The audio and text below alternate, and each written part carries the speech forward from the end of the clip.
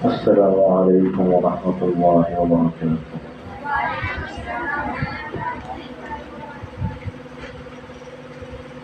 بسم الله الرحمن الرحيم. باب كيف كان بدء الوحي إلى رسول الله صلى الله عليه وسلم، وقول الله عز وجل: إنا أوحينا إليك كما أوحينا إلى نوح والنبيين من بعده.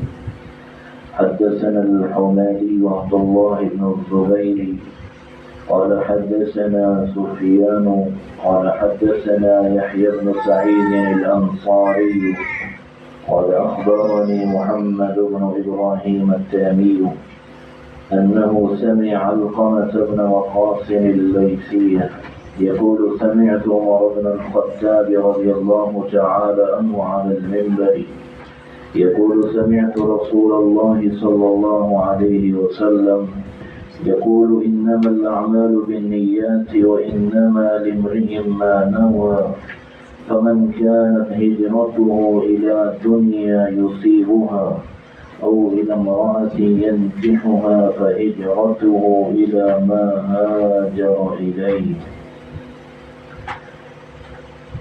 باب كيف كان بدء الوحي إلى رسول الله صلى الله عليه وسلم. रसूलुल्लाह सल्लल्लाहु अलैहि वसल्लम पर वही की इब्तिदा कैसे हुई। वक़ौलुल्लाहि अज़्ज़ा व जल, और अल्लाह सुब्हानहु व तआला का ये फरमान: